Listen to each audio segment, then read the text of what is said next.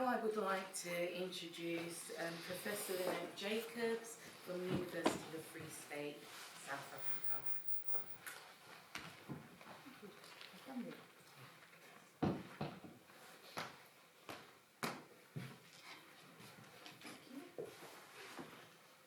Right. Move your stuff as well. Thank you. Right, so everybody, it's great to be here. Thanks to the people from Country University and from the Research Institute for inviting me here. It was great traveling here. It's great to see England again, and it was wonderful. But now I need my own slides here, please. Right, so you will see that my slides are rather messy, and I might not even refer to it. What I'm presenting to you today is really my own research as the object of my research for the paper. And my entanglement, not just with my research, but with my environment, with the socio-political situation that I was in at that time or at different times. And you will see it is rather messy and not linear, and I might just forget some of the stuff that I want to say. So this is me. I can't even remember where that picture was taken. I think it might have been Poland. Trying to figure the world out and trying to figure research out. But as I was doing my research journey, I traveled across many borders, not physical borders necessarily, that too, but theoretical borders, and most importantly, ontological borders.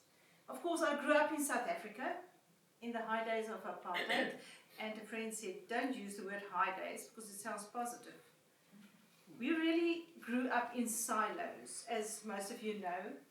A white silo, a black silo, a silo for everybody that wasn't white, black or colored, called Indian, even if they didn't come from India.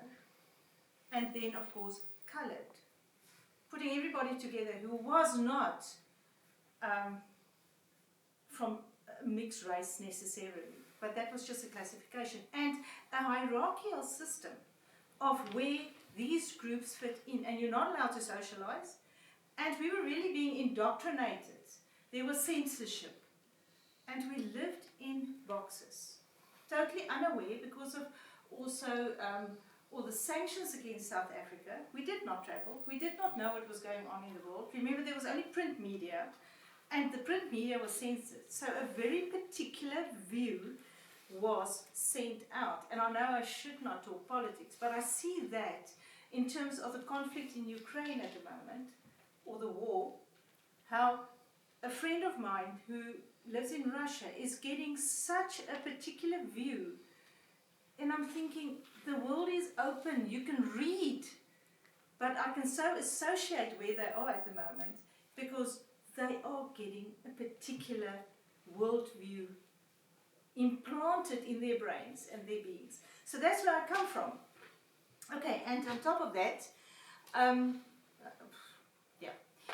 let me skip this. I might get back to this. But on top of that, I studied BSc.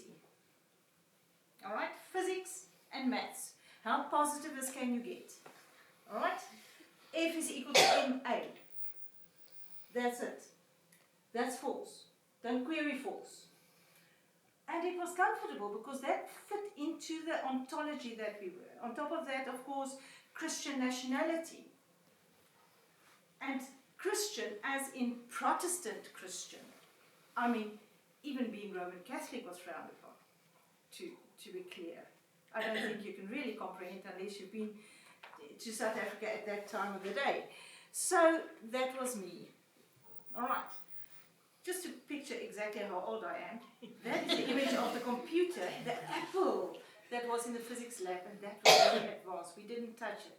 Only the postgrad students were allowed to touch it. But that was the world that I lived in, where knowledge was only that you could prove, and logic and reason was everything, and your senses. But of course it was prescribed. So that was my ontological start, and how far I am from that. And as you will see as well, I mostly cross borders without knowing what I'm doing. And I might still not know what I'm doing. So I am the least likely person to talk at a social sciences conference. But luckily I crossed that border. All right, so come 1994, maybe I can just say this. If I look back, one person that I wish I met at that stage was Foucault, which I only met much later in life, although I don't know if he wrote it at that stage. But what we saw in South Africa was normative regulation to such an extent that we did not question it at all. I did not question what my physics lecturers were saying to me. I did not question the fact that the only math that we learned was Western mathematics. There was no acknowledgement even of the ancient Chinese maths. The ancient Egyptian maths was mentioned in passing, but it was really just Western mathematical understanding, Western physical understanding. No reference to any form of indigenous knowledge that relates to chemistry, physics, and the rest. Stats was one of my other subjects, and if you can prove it, and you can get a formula that shows it, it's the truth. Luckily, I'm not there anymore. Right. Okay, so then come 1994, Hippie Parade, Rainbow Nation, and all of that.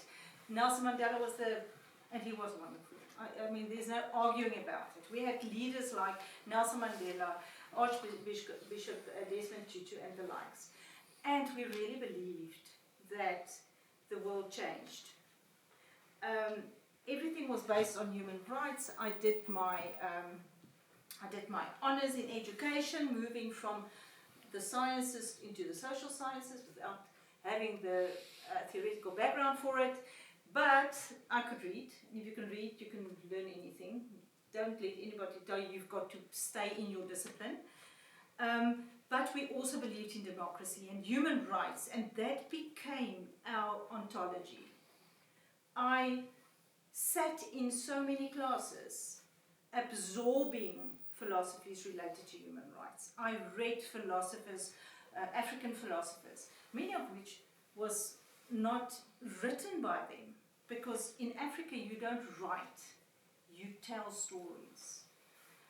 So Albert Luthuli, for example, he never wrote his story down. He just talked about it, and other people interpreted it.